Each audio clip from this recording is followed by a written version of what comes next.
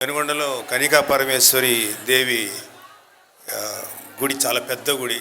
బహుశా అదే అనుకుంటానండి మొత్తానికి స్టేట్ మొత్తానికి నెంబర్ 1 పెద్ద అమ్మవారిది. సో మా నాన్నగారి చిన్నప్పుడు బాల్యం అంతా పెనుగొండలో జరిగేది.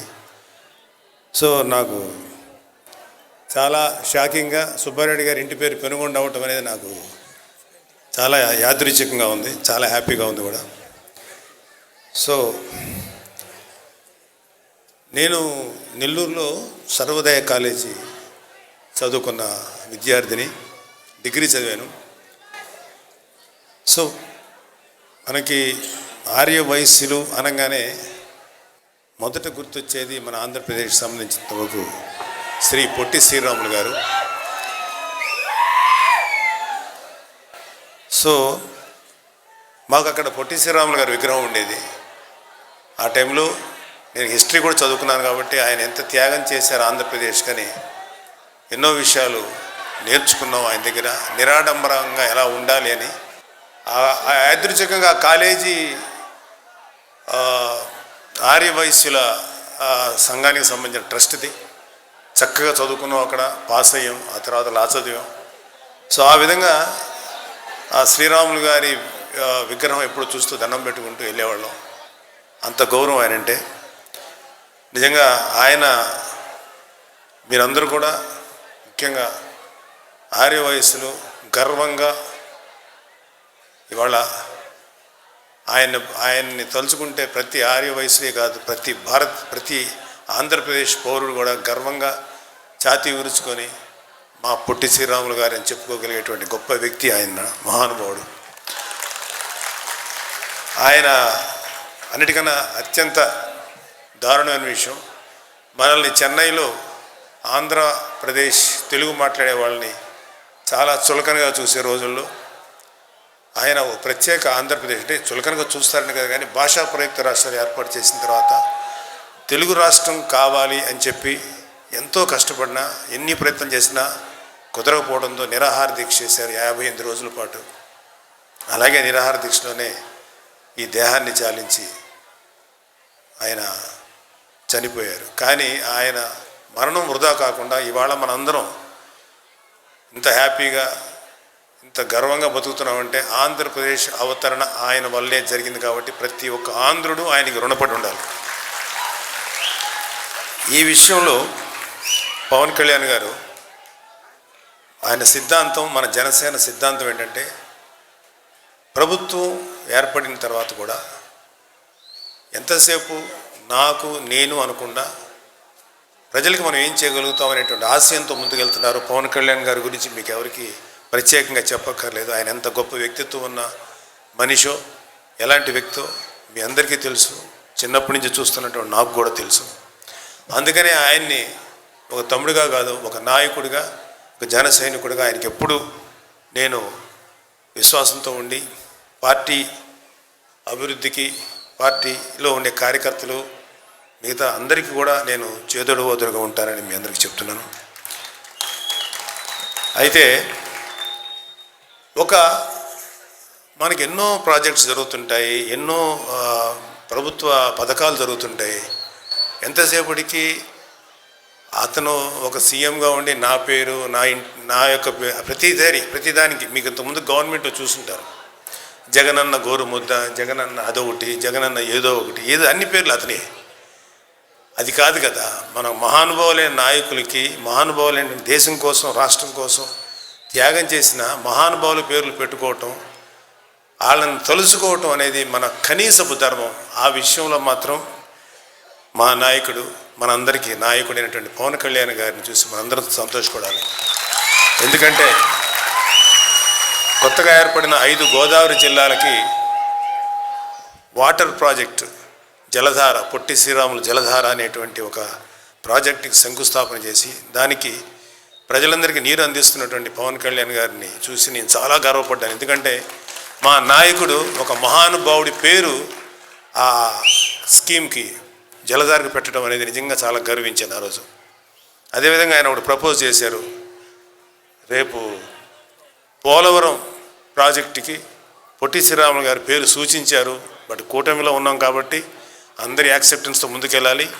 నేనైతే మాత్రం పవన్ కళ్యాణ్ గారు చెప్పిన ఆ మాటని ఖచ్చితంగా పోలవరానికి ఆయన పేరు పెట్టాలి. పేరు పెట్టి ఆయన చేసిన త్యాగానికి రుణం తీర్చుకోవాల్సిన అవసరం ఈ ప్రభుత్వంలో ఉన్నటువంటి ప్రతి ఎమ్మెల్యేకి, ప్రతి ఎమ్మెల్సీకి, ప్రతి ఎంపీకి, ప్రతి పౌరుడికి ఉంది. ఆంధ్రప్రదేశ్ పౌరుడికి ఖచ్చితంగా ఆ పేరు ఆయన పెట్టాలని చెప్పి నేనైతే బలంగా ఆయన సూచనని సమర్థిస్తున్నాను. మీరందరూ కూడా సమర్థిస్తారని నమ్ముతున్నాను. సో ఇవాళ పంచాయతీరాజ్ శాఖ, water works department, forest department, pollution control board, science and technology ప్రాజెక్టుని సమర్థవంతంగా నిర్వహిస్తున్న శ్రీ పవన్ కళ్యాణ్ గారు. అయితే అన్నిటికన్నా ముఖ్యమైనది పంచాయతీరాజ్ శాఖ. యాక్చువల్గా ఇలాంటి శాఖ యొక్క డీటెయిల్స్ చాలా తక్కువ మందికి తెలుస్తుంటాయి. అసలు ఒకప్పుడు పంచాయతీరాజ్ శాఖ మినిస్టర్ అంటే ఎవరో కూడా తెలియదు. అసలు అక్కడ ఏం పనులు చేస్తారో చాలామందికి తెలియదు. ఇవాళ పవన్ కళ్యాణ్ గారు ఎన్నో తను ఒక ఏ శాఖనైనా సరే చూస్ చేసుకునే అవకాశం ఉన్న రోజుల్లో నాకు పంచాయతీరాజ్ శాఖ కావాలి, గ్రామాల్ని డెవలప్ చేయాలి అన్న ఆలోచన వచ్చినప్పుడు చాలామందికి ఏంటి పంచాయతీరాజ్ శాఖ తీసుకున్నారని అన్నారు. కానీ ఆ శాఖలో ఉండటం వల్ల ఆంధ్రప్రదేశ్కి అంటే ఎక్కువ భాగం ఆంధ్రప్రదేశ్ గ్రామాల్లో ఉంది. కాబట్టి ఇంత సర్వీస్ చేయొచ్చు అన్న విషయం ఆయనకు ముందుగానే తెలుసు. ఆ శాఖనే ఆయన తీసుకున్నారు. అత్యంత కష్టతరమైన శాఖ అది. చాలా ఆస్పెక్ట్స్ ఉండే దాంట్లో దాన్ని తీసుకున్నారు. అయితే ఇక్కడ ఒక సందర్భంలో, మరి ఇది సందర్భం అవునో కాదో, బట్ విత్ చిన్న విషయం చెప్పాలి. 2019 ఎలక్షన్స్ జరుగుతున్నప్పుడు మేము ఓడిపోయి ఉన్నాం అన్ని సీట్లలో ఎక్సెప్ట్ రాజోలు. ఆ టైంలో ఒక యంగ్ బాయ్ మా దగ్గరికి వచ్చారు. ఎవరో కాలేజీ స్టూడెంట్ అనుకున్నాం. తర్వాత ఆయన మనస్ఫూర్తిగా తన మద్దతు ప్రకటించి, మేము మీ వెనకాల ఉంటాం, మీతో ఉంటాం, మీరు మంచి పని చేస్తున్నారు, మీరు ప్రజల కోసం నిలబడండి, ఓడిపోయినా కూడా మీరు తీరాలి, మీలాంటి వ్యక్తులు కనుక నిలబడి ముందుకు వెళ్ళకపోతే మన ఆంధ్రప్రదేశ్ని కాపాడటానికి ఇంకెవరు ముందుకు రారు ప్లీజ్ అంటే. అప్పటికే పవన్ కళ్యాణ్ గారు విషయం అందరికీ తెలుసు. ఆయన ఒక 25 సంవత్సరాల భవిష్యత్తుని ఇవ్వటానికి ముందుకు వచ్చిన వ్యక్తి, అంత తేలిక వెనక్కి తగ్గరు. కానీ ఒక యంగ్ పర్సన్, కుర్రవాడు ఆ సలహా ఇచ్చినప్పుడు చాలా ముచ్చటేసింది. ఆ టైంలో అడిగాము మీ పేరు ఏంటి అని అడిగితే ఆయన చెప్పారు, నేను కేరళ క్యాడరు కృష్ణతేజ గారని. అప్పుడు మేమందరం కలిసాం. ఇవాళ పంచాయతీరాజ్ శాఖలో పవన్ కళ్యాణ్ గారి ఆలోచనల్ని యథాతథంగా అమలయ్యే విధంగా కళ్యాణ్ బాబు గారికి కుడి భుజంగా ఉన్నటువంటి శ్రీ కృష్ణతేజ కమిషనర్ గారు, ఇవాళ పంచాయతీరాజ్ శాఖ పవన్ కళ్యాణ్ గారు ఇంత సమర్థవంతంగా నిర్వహిస్తున్న సందర్భంలో ఆయన పాత్ర మరువలేనిది. ఇంకా చేస్తూనే ఉంటారు. అంత నిజాయితీ పరులైన ఆఫీసర్స్ నిజంగా ఆంధ్రప్రదేశ్లో ఉంటే ఎక్కువ మంది ఉంటే ఇంకా గొప్పగా ఉంటుంది. బట్ ఎనీహౌ, గతంలో ఉన్నటువంటి వైసీపీ అవినీతితో కూడిన ప్రభుత్వం కన్నా ఇవాళ కూటమి ఎంతో అద్భుతంగా శ్రీ నారా చంద్రబాబు నాయుడు గారి నాయకత్వంలో ముందుకెళ్తుంది. 3 పార్టీల కలయికలో మంచి పనులు, ఎంతో సర్వీసు మనందరికీ, మన ప్రజలందరికీ జరుగుతుంది. గుడ్ గవర్నెన్స్ జరుగుతుంది. సో మనందరం కూడా, మీరు ఇవాళ ఎవరైతే చేరబోతున్నారో జనసేనలో, మీరందరూ కూడా మనం ప్రజలకు ఏం చేయగలుగుతాం. ఎవరైనా సరే ఇక్కడ జనసేనలో చేరిన ప్రతి ఒక్కళ్ళు కులాలకి మతాలకి అతీతంగా పనిచేస్తూనే ప్రతి వాళ్ళు వాళ్ళ కులంలో ఎవరికైనా సపోర్ట్ చేయటం అంటే, అక్కడ పేదవారు కానీ లేకపోతే అవసరంలో ఎవరున్నారో వాళ్ళకి సపోర్ట్ చేయడంలో ఏమాత్రం తప్పు లేదు. ఖచ్చితంగా సపోర్ట్ చేసి తీరాలి. సో కానీ దానికన్నా మించి బియాండ్, అతీతంగా, కులాలకి మతాలకు అతీతంగా మనందరం ప్రజలకు దగ్గర అవ్వాలి, మనందరం సర్వీస్ చేద్దాం. మీ అందరికీ ఎప్పటికప్పుడు ఏ విధమైనటువంటి సలహాలు, సంప్రదింపులు, నా వైపు నుంచి ఎటువంటి సహకారం కావాలన్నా మీ అందరికీ మనస్ఫూర్తిగా అందిస్తాను. శ్రీ సుబ్బారాయుడు గారు చాలా సాధు జీవి, చాలా నాకు ఆయన కనపడేప్పుడు చాలా మృదు స్వభావి, చాలా సాఫ్ట్ పర్సన్.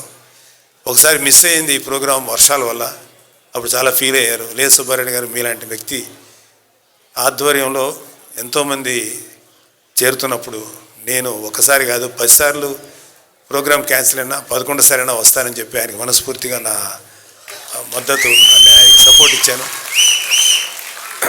మీరందరూ కూడా ఒక విషయం గుర్తుపెట్టుకోవాల్సింది ఏంటంటే, ఇక్కడ వయస్సుల యొక్క వాళ్ళ సమాజంలో వాళ్ళ పాత్ర ఎంత ప్రధానమైందంటే భారతదేశపు ఆంధ్రప్రదేశ్ సంపద సృష్టిలో వారి యొక్క పాత్ర మాత్రం చాలా చాలా చాలా ప్రముఖమైనది. కాకపోతే ఏంటంటే పాపం వాళ్ళు గొడవలకు దిగరు, కొట్లాడరు, కానీ సైలెంట్గా ఉంటారు, ఎవరితోటి ఇష్యూస్ పెంచుకోరు, అందరితోటి సంయమనంతో ఉంటారు, శాంత స్వభావాలు. కానీ వాళ్ళకు గనక